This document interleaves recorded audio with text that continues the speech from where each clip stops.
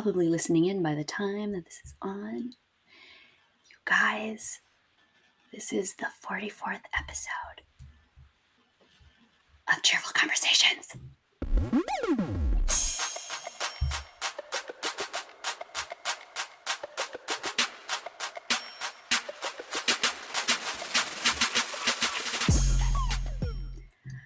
What is up, everyone? It is my favorite episode of all time because it is my favorite number 44. I'll have to probably tell that story now because people will be like, why do you care so much about that number? But we are here for another episode, and I guarantee you are going to love this topic because it has all to do with what we secretly want to be doing with our lives, which is being lazy. So I'm here to introduce you to our awesome co-host, and watch me doctor his name in just a second. I was like, let's practice this. And with a very, I don't know why I'm now starting to get nervous. he's looking at you like, okay. So backstory, I hate pronouncing people's names wrong. Not saying that I'm good at pronouncing complex names, but I want to always try to make an effort because I appreciate it when people actually care about pronouncing my last name right, because a lot of times it doesn't happen. And it's probably funny. So, okay, you ready? I introduced to you. Okay, Moataz Ahmed, right? Yep. Did I do it? Did I do okay? You're good. And apparently so many people don't like pronouncing that, so they just call you Motizzy, is that right? Yeah. Yes. And what I loved about this, and if you guys check out the bio in the description, your name means what, my ass? Yeah. I love it. So I was reading it, and he's like, so blah, blah, blah. This is, and what's the language that, I don't know why. Arabic. In Arabic, right? So. Yeah. So in his bio, and when I was reading this initially, it was like, this means my ass in Arabic. And then he just goes on and says, my ass was born and raised in Egypt. I was like, I love it. So I was so excited to have him on the show today to talk about just the concept of laziness and how this is actually the key to our freedom. And so we're going to talk all about that. But I first, as always, want to get you to really, truly know the co-hosts that I bring on the show. So we're going to go into a little personality conversation to start. And so while I'm getting my notes up, Motizzy, watch, I'm just going to accent that now all day. Why don't you tell everybody what you do? Cool. So I'm a graphic designer and also writer. But yeah, that's kind of like the overarching theme of what I do. It's the type of things that I design is mostly hand lettering and calligraphy. And the type of things I write about is mostly like self-help for people who are basically me in the past. Yes. I feel like that's so important too. Like when we start sharing stories, I love learning from other people's stories rather than like, here's a theory that I've proven. Right. There's so much richness that you can get from your own life or from other people's lives as well. So he's got a book that he's working on, and the first part of it is already out. We'll talk about different elements of it because it's just going to pop up in conversation today. But it's awesome. So it's like the self-help version of like how you can be more lazy and it actually being okay. So anyway, so we met at WDS 2017, yep. Right? I'm still trying to remember. I feel like my brain is so foggy about exactly when we met, but we have definitely connected through social media and then also just being in Portland that one wonderful summer. And it's such a great community. There's been so many people that have been on the show from World Domination Summit. For those of you that were wondering, like, what's WDS? And it's the last year of that conference this June. And so hoping that we can reconnect again there this year. One of the other things that I ask all of my co-hosts is something that you geek out on. So you've kind of already mentioned, the graphic design, the writing. And while that's already all stuff that you geek out on, what's something that maybe people wouldn't know about you or might be outside of the realm of the things that you do career-wise or passion-wise? Linguistics is something that I'm really interested in. I like learning about new languages and new cultures. I like traveling a lot and experiencing them in person, just trying to practice the languages and practice like the you know, all the cool things about the cultures, like the food, all these experiences. But yeah. Where's your favorite destination that you've been to, or culture that you've immersed yourself in that's not your own culture that you enjoy?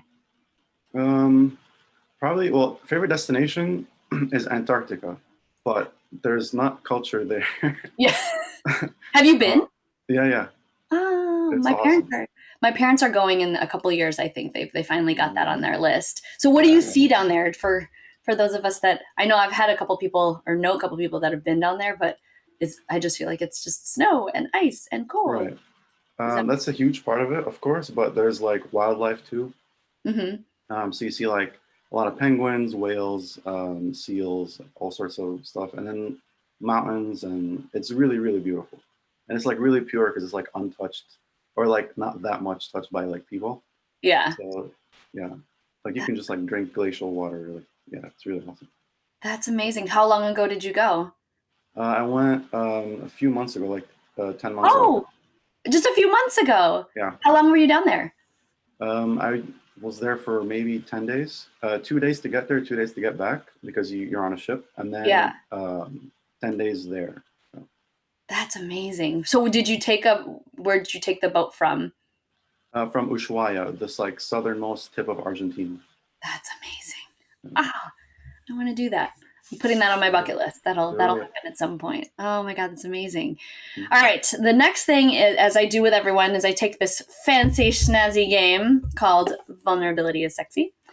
Been slowly chipping away at all the questions. So I'm about to pick a question that has not been asked before, but Moataz, you can pick the category. So the first category is just break the ice. So it's like a general icebreaker, but, thought-provoking question. The second category is get vulnerable, which is a little bit more deep in style of question. And then the third category is laugh a little. So maybe a little bit more fun and more playful, but still, a good get to know you question. Which category would you like? Let's do two. Let's just in the middle. Yeah, vulnerable. Get the vulnerable one? Okay. Yeah. Get vulnerable. Okay. Here is the question. Ooh. Let me try to get this in focus. When was the last time? Hold on, let me try to get this a little bit more focused. Come on, camera. You can do it. I'll read it. So it says, when was the last time you were angry? How did you resolve the situation? So, yeah. I actually rarely get angry, but I think it was something along the lines of like a client said something wasn't what they got, and I was like, no, like that's not.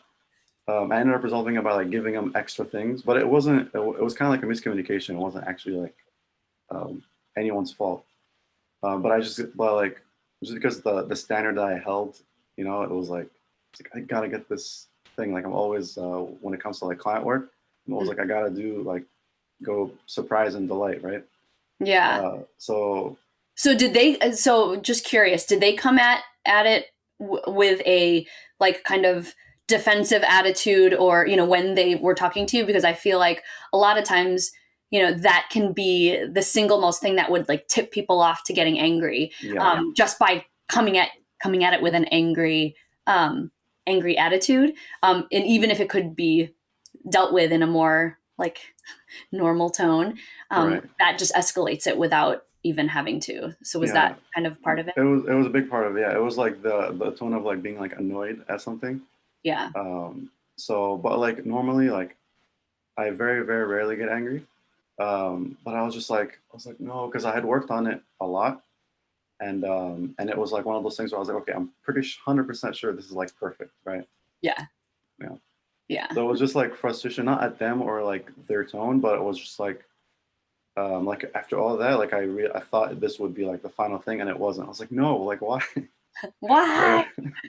Yeah. And I think too, just like drilling into having to do, something after you've already put so much effort into it can be frustrating in itself, but for sure. That's good. Like, I feel like more people need to understand, like, how do you be more chill? Because I see people get angry all the time. I'm trying to think about the last time I was angry, because I've had to really, really narrow this down, like I could have gotten angry this past weekend when our flight got canceled and it was snowing and it was bad, but I just didn't get angry about that. I feel like the first thing that comes to mind was a couple weeks ago, my husband and I, we were talking and it was snowing and we were driving home from this place and I was looking at the calendar and we were supposed to go shopping for furniture. So I'm going to go through this whole story. And so what had happened was we have this in the basement. We have this like workout room, but then it's kind of slowly evolved into this like boys gaming room. And so there's been this like butting heads of like, I want my workout space and we can have the game room, but when I work out, this needs to be clear. And my husband wanted to move. We had a futon on the other side of the basement that he wanted to move there. And I was like, that's my space. I don't want to. So I kind of said no to it. But then he had asked me if we wanted to go shopping for furniture to put new stuff in that space.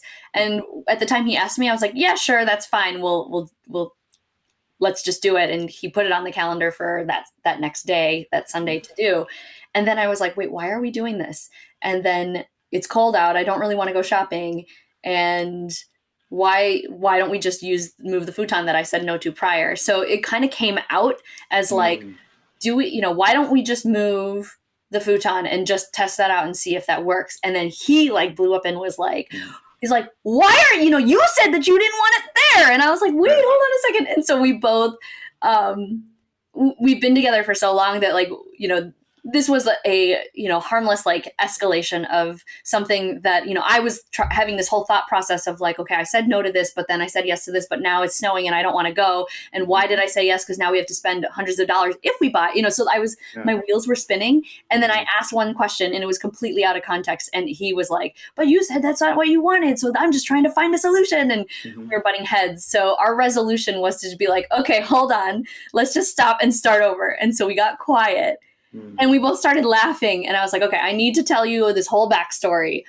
Because I was like, on my phone and my brain was spinning. But of course, he doesn't know what I was thinking. Right. So then he just came at it from his own filter and started to get defensive. And I was like, wait, that's not, I know I said this, but hold on a second. We have to back up. So, I think that allowing yourself to take those steps back to be like, okay, let's just get on common ground first and then talk. And if the arguing has to happen, then it can happen. But I like that question. It caused you to think a lot about that in different ways to help out with not being so angry, because that's what kills the positivity in this world. And speaking of positivity, our next thing is to share a cheerful news story to help push positive content and positive stories out into the world to combat all the negative that is out there now. So do you want me to go first, or do you want to go first with the story? Yeah, I could just go real quick. Okay. So I read that there was like a lot of rain in Australia that kind of like got rid of a bunch of the fires. So that was really, really cool to hear, because I know it was a really big, fire was a really big problem. Yeah. There were like, videos of like little animals like kind of celebrating, I guess. They looked like they were celebrating, I don't know, but they looked happy. So that was really cheerful. Yeah. It's so sad when like natural disasters like impact so much in the community and like the wildlife and all the animals. There's a volcano that has been erupting in the Philippines. Right. I was just there 12 years ago, and I was talking to my parents. I was like, oh my God, this stuff is happening. So it was a volcano, but you'd take these little cute horses like up to get to the top, or like the ridge of the volcano. And my parents were telling me that like, they weren't anticipating that it was going to erupt so fast, and that like a lot of like there wasn't a lot of a plan in place, and a lot of those horses perished. And I was like, no, that's not happy though. So but it's good. Like when then, in terms of Australia, it's like the fires were happening and like lives were threatened, both animals and the wildlife, and just so much was going on. But then having, Mother Nature like cancel out its own issues is such a great thing to see. And just to know that there's, the the pendulum is starting to swing the other way, which is awesome. I wanted to share, I thought that I hadn't picked a story, so I actually have two, but I'm going to share one and then I'll save one for the next time. So one of the stories that I wanted to share, this is not a news story in itself, but it's almost kind of like a Netflix review, if you will. I spent a lot of the last few weeks binge watching television shows, but one of the ones that was brought to my attention was a docuseries, which I just love, like, more of the realistic investigative storytelling type of shows, just because it has a little bit more realism to it. And I watched this because I was a cheerleader for 10 years, but there's this Netflix documentary called Cheer. And so I usually have skepticism about reality shows, just because sometimes they hide the truth, or they'll cast people in reality shows because they're not real, or they have some like outlandish piece of their personality, which is not necessarily how people live in normal life, but they do things and they create situations that make things exciting for TV, which we all get drawn into, and it's fun and it's exciting, but it's not always real. So this was a docuseries, which I guess steers a little bit more on, toes the line of a little bit more realistic and more storytelling than trying to create a situation from happening. And it follows this team, this junior college cheerleading squad, which they're like super talented, on the road to nationals, and they're, recurring champions. I think they had won like 13 times. So this was, their chance at a 14th national championship title, and goes through kind of the stories of the people and where, their backgrounds of where they come from. And, it's not typical for a junior college to have like such a like high profile cheerleading squad, co-ed cheerleading squad that wins nationals year after year. And they definitely deserve to have that. And I'm coming from the place where, we were in a different division. And so there's a lot more teams that are competing. And I don't necessarily know how they would fare against like a Division I school, but this, that, or the other. But, I think that there's a lot of cheerleading stereotypes that exist out there in terms of like, the guys are gay and the girls are dumb. And that's always been something that I've been upset about, because I went to a school that had, it was very prestigious academically, and we had a cheerleading squad. Not to say that we were, the bright shining stars, like winning championships and whatnot, but we were competing. And so I think what I loved about this docuseries is that they did, in my opinion, reflect a very realistic depiction of what it's like to, practice for a nationals competition. There's a lot of injuries, there's a lot of practice, and it's all on top of our already existing duties of being cheerleaders and cheering on different sports teams, making appearances and all that stuff. And so it's not the piece of cheerleading that people tend to see. But it's important. Like in my opinion, cheerleading can be just as dangerous as like football or whatnot, because there's, you're throwing bodies in the air and it's different. And so I appreciated that they had put together some footage to kind of show the journey of this team that was trying to make it to nationals. And but to also not, harp on the typical stereotypes that you see of cheerleaders. So that's my positive news story. So if you have been a cheerleader in your life or done any sort of competing, I highly recommend watching the show. If you're just curious about what I'm talking about, then I recommend you watch it. If you don't care about cheerleading at all, then don't watch it. But I was very pleased to have, a positive outlook on what it can be like to be on an intense cheerleading team. So that's my story. Cool. All right. Are we ready to talk about being lazy? Sure. Yeah. Okay. So one of the things that I'm super excited about for this show in particular is that, we're talking about laziness, and, a lot of different words carry certain stigmas and different things that trigger people in different ways. And, for those of you that come from the school of like hustling is, the way to live, and you don't get what you want unless you like work super hard. The concept of laziness seems like, okay, you kind of want to shut off and shut your ears, because it's like, this is not the way of life that I want to live. But at the same time, I think we all kind of crave these different shortcuts and these different ways to like enjoy life a little bit more, because the hustle is exhausting.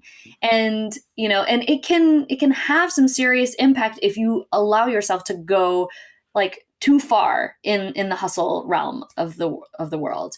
And so laziness is, while it's not something, especially in my life, like I know that my parents were like, you know, you're being lazy, you gotta, you know, pick yourself up and you gotta keep on working hard and you can't give up. And that was kind of what I had been, that I grew up with.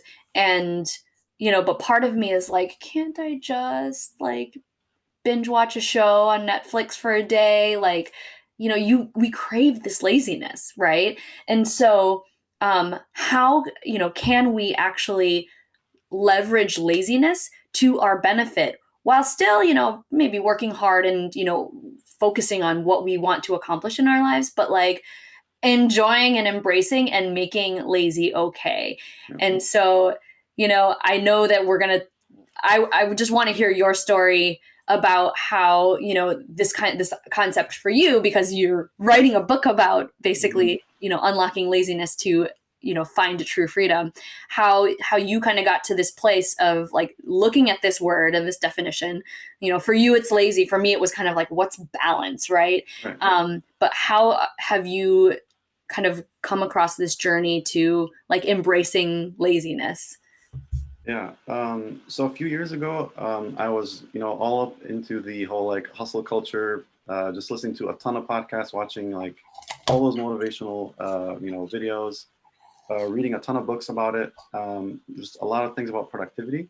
Mm-hmm. And then I was like, okay, I'm going to implement everything that I hear. I'm just going to go 110%, right? Yeah. And I was trying to, I had like a set financial goal, and I was like going after, it, right? And I was like going to networking events, just trying to um, get as much work in the smallest amount of time as possible, Mm-hmm. right? And just literally like going through all the steps of hustling, like the different types of hustling, right? Any opportunity, I would like try to turn it into monetization, you know? Yeah. So I was trying to get into that. And then at one point, I was, when I was first listening to these videos and stuff, I wasn't like, I was actually trying to find like decent employment, like decent, you know, living standards, situation, all that. Yeah. And it was like really motivating to get me out of it. And then when I actually started implementing it, it was still like a lot of things weren't working. I was like, why does it work for people? Why does it work for these people who are talking about it, and why does it not work for me? Yeah. And I just kept going at it. I was working 20 hours a day, Oh man. 5 different jobs, right? Mm-hmm. And it was like I was doing like polyphasic sleeping, where I would sleep like 3 hours in one spot, and then 3 different 20-minute naps, right? Wow. So like depending on your sleep cycle and stuff. So Mm-hmm. I was like, and then I would time when I would drink caffeine. Like I would do it like right before a nap, and then I would kick in 20 minutes later, so I would wake up refreshed. All those like weird tips and stuff. Wow. And it was like I was awake, right? But I wasn't as productive, just because if you don't rest, if you don't take care of yourself, you don't do all that, it's really gonna backfire, and it did. So I got like lymphedema, which is like permanent, right? And then I was like, I looked like a skeleton basically at the time, and it was just not good, right? I wasn't eating right, I wasn't doing that. I was trying to save a lot of money, I'm trying to hustle hard. So um, all the money that I made, which was a lot in that time of hustling, right, was like literally all spent on hospital bills, you know, because like Oh I had to do man. surgeries, I had to do all that. So afterwards, I was like, okay, something's not right. So everything kind of shifted. I was basically like, I'm gonna go from the perspective of being satisfied. So just be happy, you know, be satisfied, and Yeah. then that's how you're going to have your plenty. You're not going to act out of scarcity, right? People tell you scarcity mindset, Yeah. you're scrambling, you're trying to get stuff. That's the main issue that I had, right? So because I thought that I didn't have enough, that's what ultimately led to just not taking care of myself. So Mm. just being happy with what I have, being satisfied, being like, okay, um, all those things that I have, these are great. anything else is a plus. I'll just enjoy it step by step, right? I'll Yeah. take care of myself. I'll take care of like the priorities. So everything was prioritized. And then, a few people, like, I think I heard this one quote. Well, I grew up kind of being a lazy person, right? Mm-hmm. So I was always overweight. I didn't really exercise, didn't really do much. And then I would always just try to like find the quickest way to get something, but not really like the working hard part. Yeah. So I was always a big fan of working smarter, not harder. Mm-hmm. And, you know, like I'll be the type of person who, whenever a friend would move or something, like I would go and help, but I would like try to think of a way to like make the process a lot less. Like I would get things from the balcony and just make sure that they go slide down Yeah. as opposed to like walking with them down the stairs, stuff like that, right? Yeah. And that kind of like just at that time made me realize, okay, well, why don't I talk to people who are in my situation, right? People who are trying to find these like good careers and things that are like good for their soul, Yeah. not just like good for their, money, good for their whatever. So because a lot of it was influenced by society and by like people telling me like, oh, you have to do this, you have to do that. This is the only way to do this. This is the only way to be successful. So I was like, okay, what do I think is laziness for me, right? And then that's what I talk about in some of the chapters. Is like laziness is not defined by any external factor because all those external factors change, and the measuring stick is different from culture to culture and is different from time to time. Yep. So you have to set up your own rules, set up your own standards, and then abide by those. And laziness is defined by you abiding by your own standards only, right? Yes. So I just had a few goals for myself and then acted on how to make them happen. And then said, okay, made a list of like things. Okay, this is what I want to achieve. This is what's blocking them from happening. What can I do every day or every week or every month that could chip away at those things and then make those things happen, right? And Yeah. then I gave myself deadlines, but I was like, they're not deadlines of like, if I don't do them by this time, it's bad. It's the opposite, right? It's like they can't happen sooner than this, right? Hmm. So that I don't burn myself out, right? And then also I said, okay, I want them to happen here, but that's fine if they don't, right? Yeah. So there are a lot of like tricks like that and things to help you better your mental health, help you to better your everything else in your life that you want to achieve, any goal that you have Yeah. through these like analytical processes, depending on your personality type, depending on how you work, and giving you different options for each way. Oh, that's interesting. Yeah. And so, I mean, this is really interesting because, we were talking about this desire to want to be more productive. And, and I still look at myself as a productivity expert in a Mhm. sense, but it's funny because I feel like, while there are some really, really great tools that I've seen productivity experts put out there, I don't, a lot of times I'm like, I really kind of need to know your style of being Yeah. before I can even give you something. Because if you are not the type of person who likes to plan, and I think that people who tend to be more organized, like they crave productivity and they're good at following rules. But then there's the whole other spectrum of people who are like rebels and they want to do things on their own time, or they want to just go with the flow and they want to, and there's not, you know, there's no solution that a productivity expert has given those people that will work, right? And you almost have to trick yourself and want it to be a certain way that's out of your natural tendency in order to leverage that productivity. And so it's kind of understanding what's out there, but also understanding who you are as a person and bringing that together. And so, it's really, really interesting how, I say too, like in the world of like trying to create a better work-life balance, like you should plan, but you should also, create time for flexibility, and you should do this, but there's all these like oxymorons, like other ends of the spectrum that you need to be able to juggle, which, makes it, gives balance a whole new meaning, right? You need to be able to do both.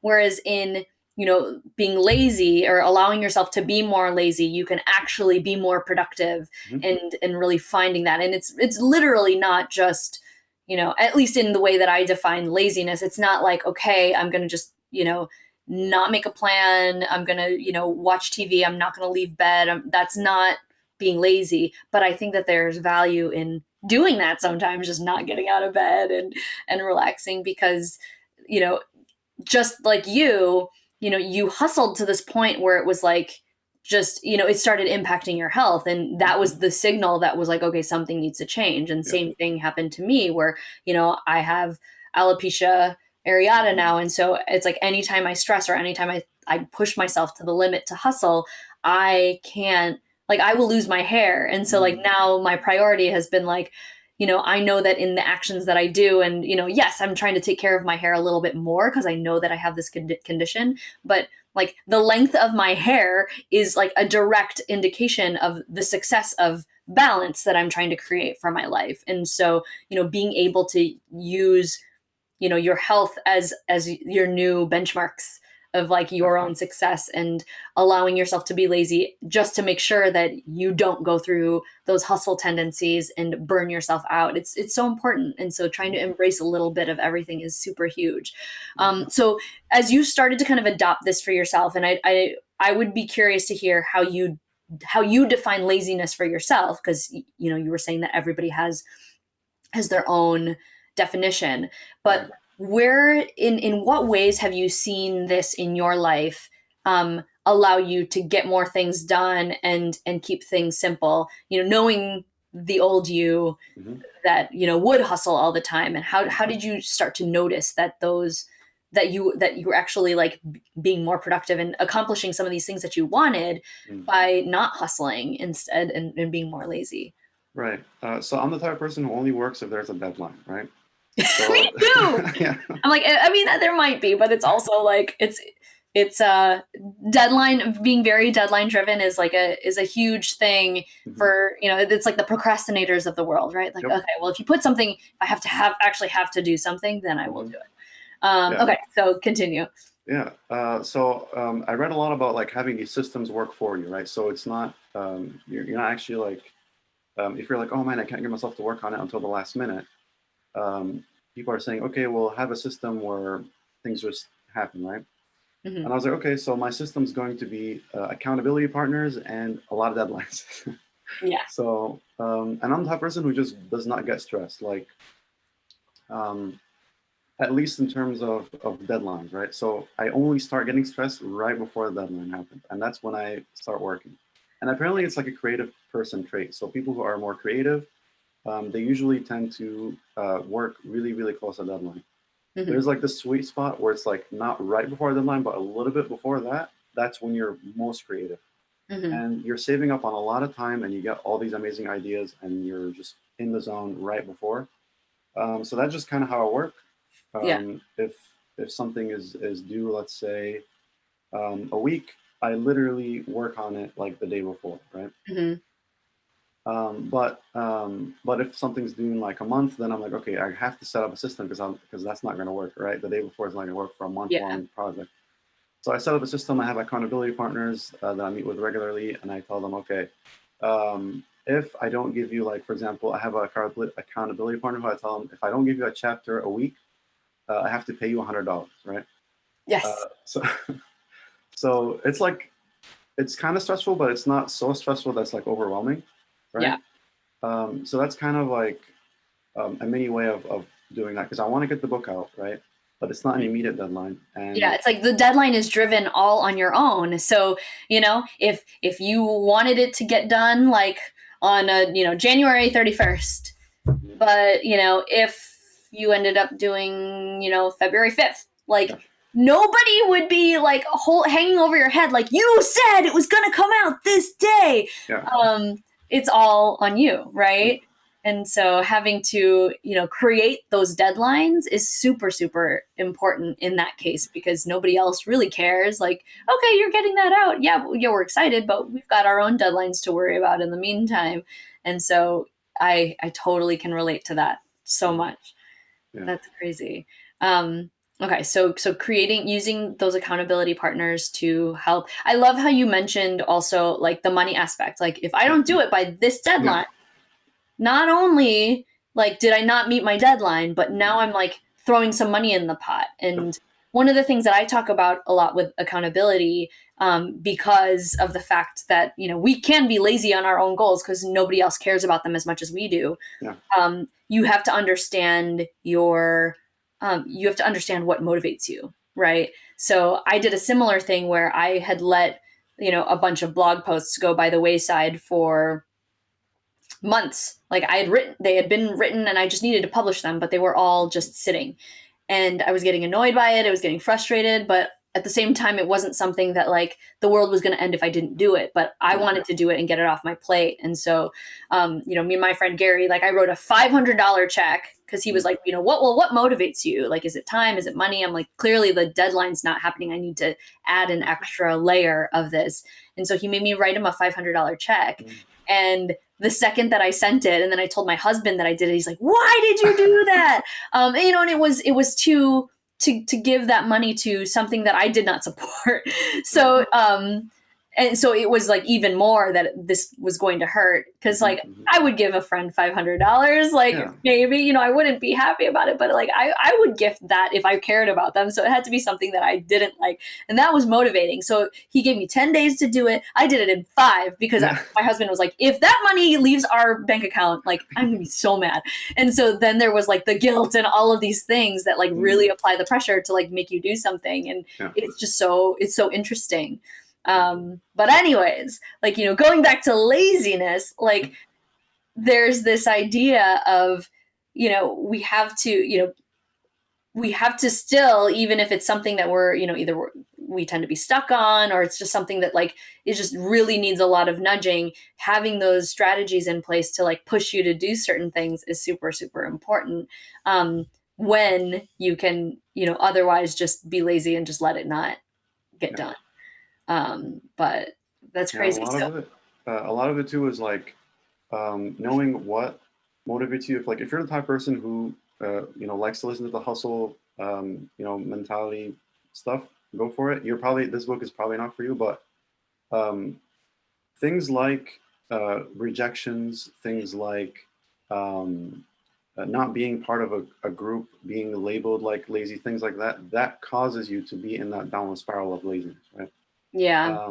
So a lot of it is like, okay, you're in a situation where something bad happens, do this. You're in a situation where you're just not motivated, that I'm going to try to get at the cause of it, right? And then it's usually one of like a few things, right? So a lot of times, anytime something bad happens to you, like you feel really bad, you go into the spiral of like, okay, I need like immediate, like dopamine. I need like immediate, something that would counteract this thing, and you go off in that. And then another part of it is like, don't overwork yourself. So a good friend of mine, his name is Sean McCabe. He does thing called the sabbaticals, right? So he does like every, I forget, it's like he has monthly sabbaticals and then he has yearly sabbaticals. So every 7th week, he takes a week off, right? And then every 7th year of his job, he has an entire year off. Oh, right? Wow. So, and that he does this with like all his employees too. So he's all about work, what you would work in a week in 6 days, and just have a day off, right? Yeah. Same thing. Do the work of a month in like, or work in 7 weeks in 6 weeks, right? And just take a week completely off. So you come back, you're energized, you're all like, you have all this like, happiness and energy, right? Yeah. And it really, really helps. Just taking those breaks, taking those, moments to yourself, but make them like long, right? So imagine if you could just have like an entire year off, right? So give yourself, a goal of all the things you need to do in like the next 5 years or something. Yeah. And then do them in 4 years, right? You have that motivation, you have that like drive that you give yourself that you make happen because of these systems. And then you have just a lot of time to do whatever you want, to be lazy, right? Yeah. And it's like productive laziness. So it's doing nothing to make yourself do more later, right? Yeah, totally. And that's, something that I mentioned in my book as a realization too. It was, because I was such a hustler, it was like there was no time to rest. And, I worked in my career, you know, I worked from one job, and then I would have, you know, I would go from one job to the next. Like it was like, you know, last day at this work, you know, Monday, you know, Friday is that day. And then Monday I'm starting the new thing. And I did that for 13 years. And I didn't like taking vacation because I was like, I need to hoard it for, you know, like, what if I get sick? Or, you know, I didn't want to go on vacation because like there's so much work and that's just going to like compound itself when I come back. And all of these scripts that I had around, like, I couldn't rest because everything would catch up to you. And when I was forced to, when I, you know, hit my burnout point, you know, I was, you know, I was forced, like emotionally and just, you know, physically, like I literally couldn't move anymore. I took a 6-week leave. And in that time, like I was lazy as hell, right? I would pick my kids up, or I'd drive my kids to their daycare because, you know, they still were, you know, still were in the daycare. I'd come home, I'd watch TV from, you know, 9 o'clock to 6 o'clock, and then go pick them up right before the daycare was starting to close. And I did this for like 5 weeks of the 6, only to the point where I was like, okay, now that's how long it took me to like relax from this 13 years of like nonstop work. And at the very tail end of it, I was like pushing myself beyond like everything that I was capable of doing. And it wasn't, you know, then I look back at, you know, the things that I would accomplish in my work back then when I was employed by somebody versus the things that I do now in my own business. And I have accomplished way more in the last 5 years than I probably have in my entire life. You know, things that I never even imagined doing. I'm taking way more vacations. Like I'm at the point now where it's like we took too many vacations in the last couple of years.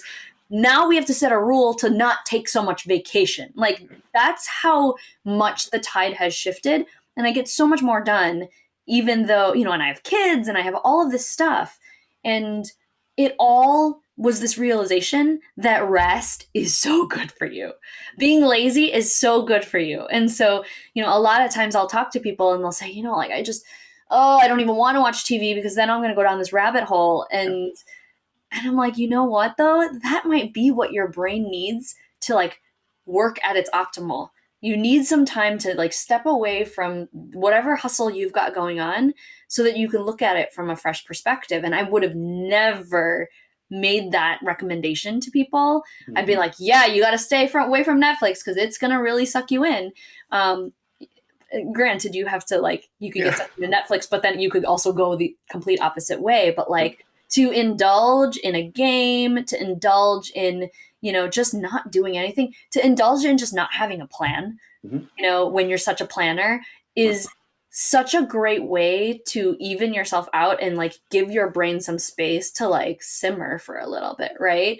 You know, and you think about the whole idea of like a battery, right? When the battery runs out, like, or a rechargeable battery, like you have to take that time. Your phone, you have to take some time to recharge it before you can use it. You can't just keep on burning it, you know, burning the energy and then expecting that your phone is like still going to be working in 3 hours, you know? Right. So making sure that you have that recharge time is super, super important. And whatever you choose to do in that, you know, being lazy or, you know, indulging in something that's fun or that's, you know, the opposite of hustle is like probably one of the best things that you can do for yourself. And so I always empower people, like, you know, have a vice. Have one, just as long as you know how to get yourself out of it. Because if you continue to go and you end up not getting anything done, then it's gone too far. But allowing yourself these little breaks to do whatever it is that you want to do, it can be super empowering and super powerful. So, and really quick on that topic too. So like, not taking a rest is kind of like using like a dull tool to like, you know, let's say your goal is to like cut a tree or something, and you're just using this really dull tool. It's gonna take much longer. Like if you just take that rest and just sharpen it, you're gonna get it cut in like way less time. So it's your duty to sharpen your tools and like, you know, get into that zone. And also there was something else that I wanted to really quickly mention that you just briefly talked about. My mind's drawing a blank, but yeah, if I'll remember it, I'll get back to it. Okay, keep thinking about it, and then we can. I'll because there's one other thing that I wanted to ask.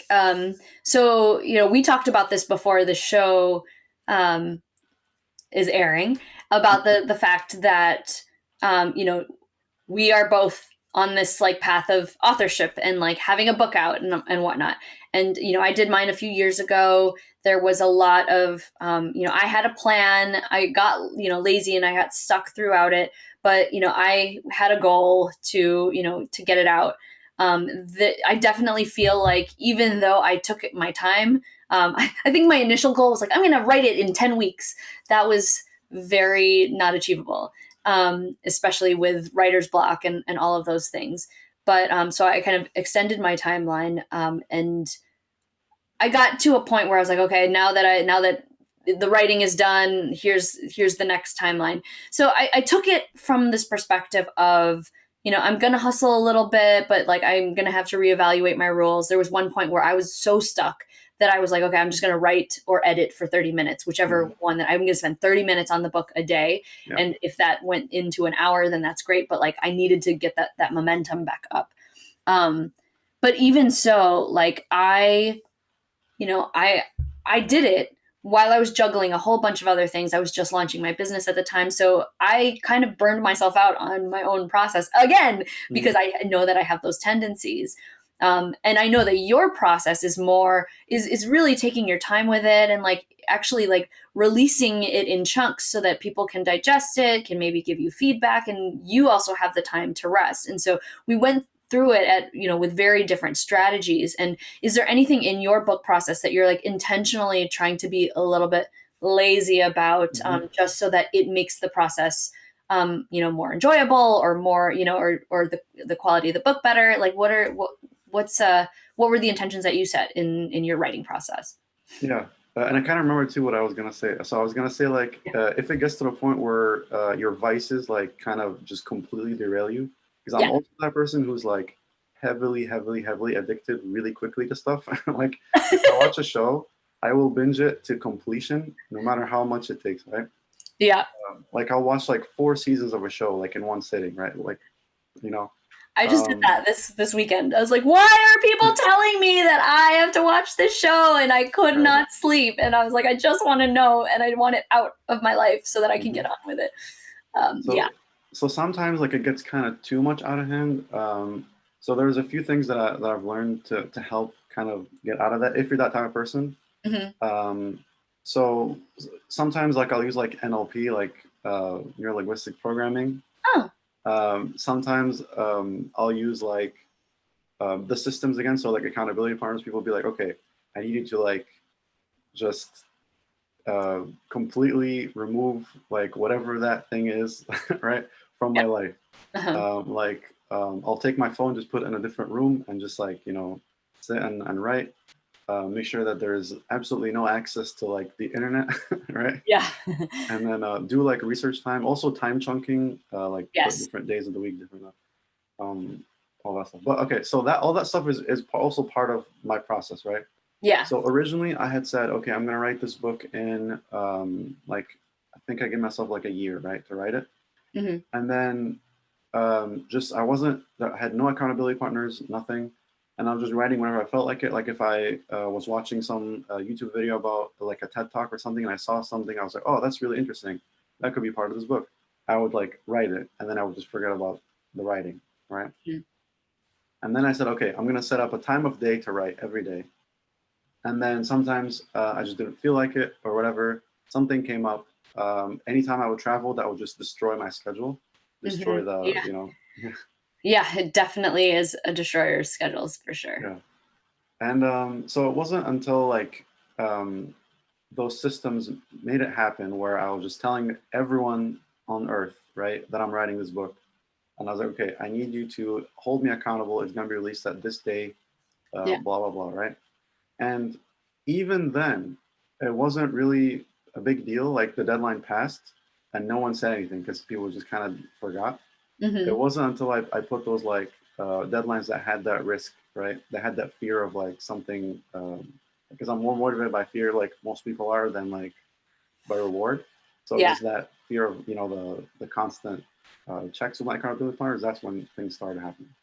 So kind of like the lazy way for me was, you know what, it's fine if the deadline doesn't happen, as long as I have a system that makes it happen. It doesn't have to be by this deadline that I'm setting up for myself. It's just, it has to happen some way, and these are the things that work for me, right?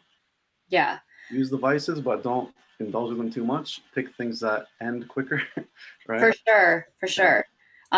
I was gonna say too, on the note of writing a book, and I think this is why, it's funny because when I think about setting my mind on something, I will do whatever it takes to put that in place to make it happen. Yeah. I'm a woman of my word. When I say I'm going to do something, I will do it. It might not necessarily be what you expect, but it will come to fruition at some point because I'll be intentional about it. And when I choose not to, I will be very open about why I changed my mind on it or whatnot. Because we know what we know and we don't know what we don't know. But one of the things that I also did in that sense of, making sure that I finished, because, I hear a lot, and I don't know if you've heard this a lot, that, there's so many people who want to write a book out there, but like they never, like only this small percentage actually make it happen, because it can be an expensive process. If you're really, going to have a book bound, you can create an ebook and that might be smaller, but then, what also about, how you're going to sell it and, get a designer and, create a, create a cover. Like there's a lot of pieces and it takes a lot of time and it takes a lot of thought, and a lot of fear comes up when that happens. So one of the things that I did in terms of an accountability partner was I actually worked with, in all my research, I worked with a writing coach who was also my developmental editor. And so the first thing that she had me do was like, okay, here's the outline of your book. Let's create the chapters and what you're going to intend to say, and then we're going to set a deadline for each thing. And so she set an initial deadline for me to finish in, I think, like 4 months. And it ended up being like 10 months, that the writing and all the editing and all that stuff as I was going, the writer's block. But I wouldn't have gotten it done if I didn't hire her. She was going to have to edit my stuff anyways, and I would have had to hire an editor, but she was just there kind of being like, okay, you said you were going to turn in your chapter. Where is it? And that immediately was like, and sometimes I was like, this is awful, but I'm going to send it to you because I had a deadline. And it was all in my head. And she's like, this is actually pretty good, but here is where I think you're getting stuck. And here's, to have somebody outside give you some extra perspective, because you don't always know, where to go. You can get caught running in circles. And so, there is a very big, for all of you authors out there, it's very easy to get lazy in the process of writing a book, because sometimes you just don't feel like you're in that flow. And sometimes you there's parts where you need to absorb and then spit out or like process. And it's not as easy as like, okay, I'm going to always just write, at this time every day. Like life happens. And so creating some sort of structure that's going to help you get out of the extreme laziness is essential almost. But also knowing that, especially if you're not working on any specific deadlines, that if you get it done in 10 weeks or 12 weeks or 10 months, it's still all the same thing. It's the fact that you actually got through it and did it. And so, yeah. And I know that you're releasing the second part of your book, you said end of this month, right? Yeah.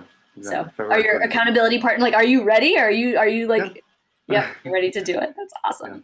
Yeah.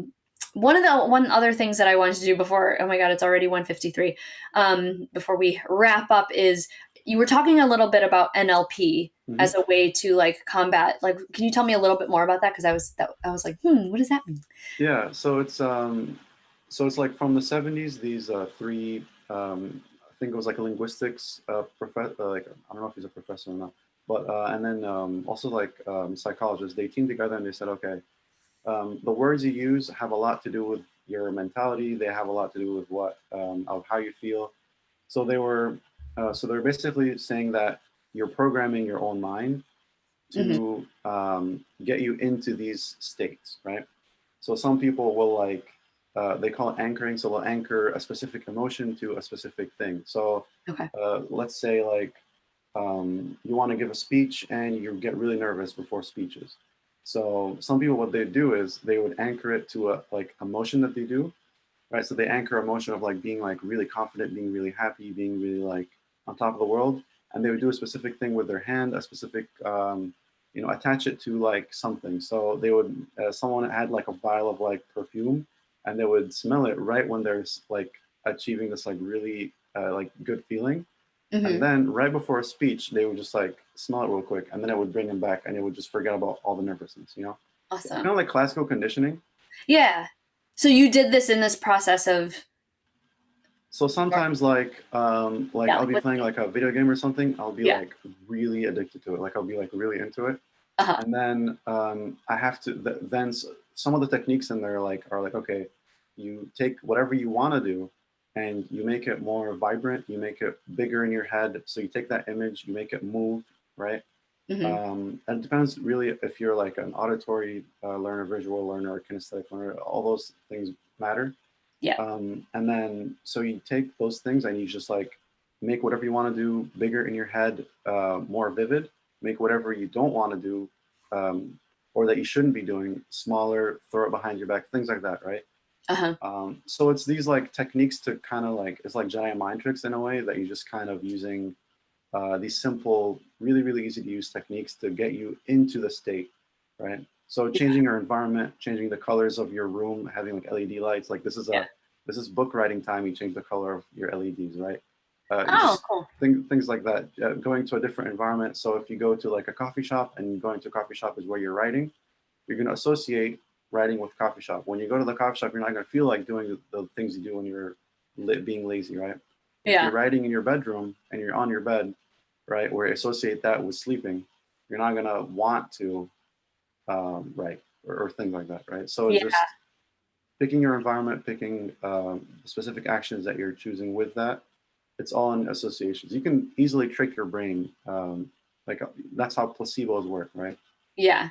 So, That's cool. Yeah. So Jedi mind tricks is another tactic. That's awesome. Okay, so we will slowly start to wrap up this show, but there's so much that we talked about, and I like still want to.